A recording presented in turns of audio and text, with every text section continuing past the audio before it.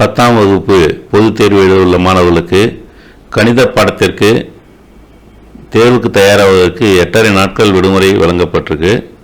இந்த 8.5 நாளை எப்படி நாம் சிறப்பாக பயன்படுத்தி அதிக மதிப்பெண்கள் வாங்குவது என்பது குறித்து ஒரு சின்ன ஸ்டடி பிளான் கொடுத்துருக்கு. இந்த பிளானை நீங்கள் சரியாக ஃபாலோ பண்ணிங்கன்னா தமிழ் வழி மாணவர்களுக்கு எல்லா சாப்டர்ஸும் இருக்கக்கூடிய 8 இயல்களும் நீங்கள் தரவாக பார்க்கலாம். இந்த 8 இயல்களையும் நீங்கள் பார்த்து முடிச்சுட்டு தேர்வுக்கு மிக தைரியத்தோடு நீங்கள் போக முடியும்.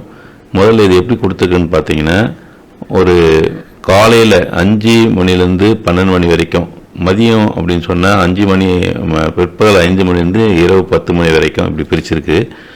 இந்த 5 மணிலேருந்து இரவு 5 மணிலேருந்து 10 மணி வரைக்கும் முதல் நாள் 4வது சாப்டர் வடிவியல் பார்க்க சொல்லியிருக்கேன். 17ஆம் தேதி காலையில் முதல் சாப்டர், 17ஆம் தேதி மதியம் 2வது சாப்டர். டைமிங் கொடுத்த டைமிங் கரெக்டாக ஃபாலோ பண்ணுங்கள்.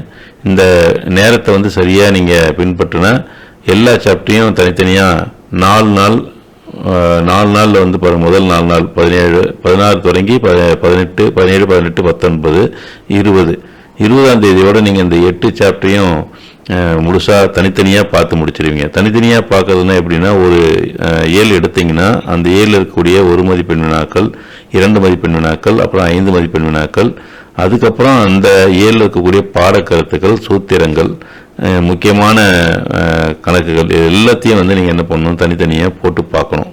அதுக்காக தான் இவ்வளோ நேரம் கொடுத்துருக்கோம்.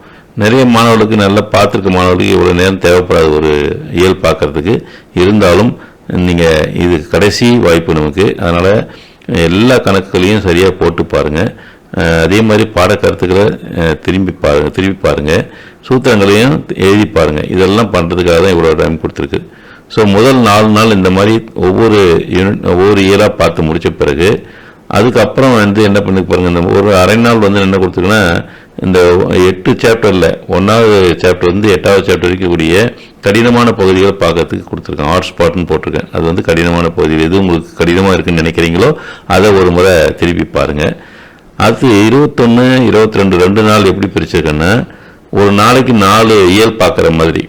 21ஆம் தேதி 4 இயல்கள், அதே மாதிரி 22ஆம் தேதி 4 இயல்கள், காலையில் 2 இயல், மதியம் 2 இயல், இந்த மாதிரி பிரித்து கொடுத்துருக்கு. இது முடித்த பிறகு 23, 24 2 நாளும் அந்த 8 இயல்களையும் முழுசாக பார்க்கணும். 23ஆம் தேதி 8ஐயும் பார்த்துடணும், 24ஆம் தேதி 8ஐயும் பார்த்துடணும். அந்த மாதிரி பார்த்து முடித்த பிறகு நீங்கள் கம்ப்ளீட்டாக எல்லா சாப்டரையும் என்ன பண்ணியிருப்பீங்க, எல்லா யூனிட்டையும் பார்த்து முடிச்சிருப்பீங்க இல்லையா? அதே மாதிரி 25ஆம் தேதி காலையில் 5 மணிலேருந்து 8 மணி வரைக்கும் என்ன பண்ணணும் அப்படின்னா, எல்லா இயல்கள்லையும் இருக்கக்கூடிய சூத்திரங்களை ஒரு முறை திருப்பி பார்க்கணும். அதே மாதிரி அந்த புத்தகத்தின் பின்புறம் கொடுத்துக்கூடிய ஒவ்வொரு இயலுக்கு பின்புறம் கொடுத்துக்கூடிய 1 மதிப்பெண் வினாக்களை திருப்பி பார்க்கணும். இது பார்த்துட்டு நீங்கள் தேர்வுக்கு போனீங்கன்னா உங்களுக்கு நிச்சயமாக எல்லா இயல்களும் பார்த்துருப்பீங்க, எல்லா கணக்குகளையும் பார்த்துருப்பீங்க. அதனால் தேர்வு உங்களுக்கு ரொம்ப எளிமையாக இருக்கும்.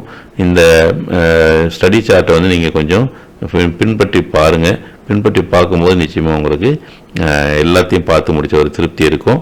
நிறைய மதிப்பெண்கள் வாங்குவதற்கு உங்களுக்கு வாய்ப்பும் கிடைக்கும். நிறைய மதிப்பெண்கள் வாங்குவதற்கு வாழ்த்துக்கள். நன்றி.